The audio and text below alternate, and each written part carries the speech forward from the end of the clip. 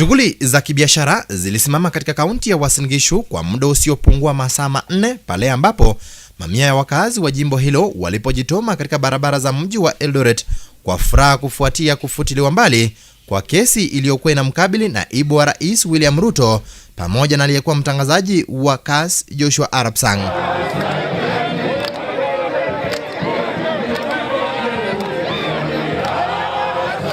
Wakazi hao waliokuwa na furaha walieleza kuwa walikuwa wakingoja kwa hamu kusikia kesi hiyo imefutiliwa mbali, huku wakiwahimiza Wakenya kudumisha amani. Kabla sijaongea, napenda kumshukuru Mungu kwa sababu ya umbali enye Ruto na Sang ametoka ni kwa sababu ya mkono ya Mungu.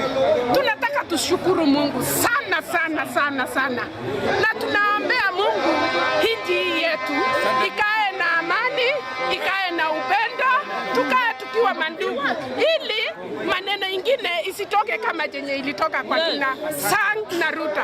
Tunataka tuseme ya kwamba Mungu, asante sana, umetuonekania uko na huruma kwa kwetu kwa sababu ya umetupatia hii mwelekeo sasa. Aidha, wakazi hao walisema kuwa wanashukuru Mwenyezi Mungu kwa kutendea wawili hao haki, huku wakiwataka Rais Uhuru Kenyatta pamoja na naibu wake William Ruto kuchapa kazi. Eldoret, leo tuko na furaha kwa kweli. Mungu amesikia maombi yetu. Ruto hakufanya chochote. Tulipiga kura wakati huo na kila mtu, Ruto alienda Nairobi kujunga kura ambaye singeibwa. Yes. Lakini hakufanya chochote. Lakini Mungu, tunashukuru Mwenyezi Mungu amefanya haki. Yes. Na tunaombea serikali sasa, Mheshimiwa Ruto na Uhuru Kenyatta wanafanya kazi free pamoja na Bwana Sang. Tumekombolewa. Asante.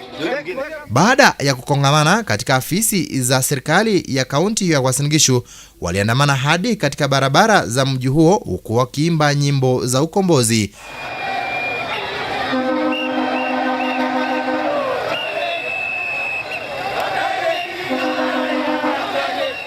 Nikiripotia Fra Media Africa, jina langu ni Duke Osano.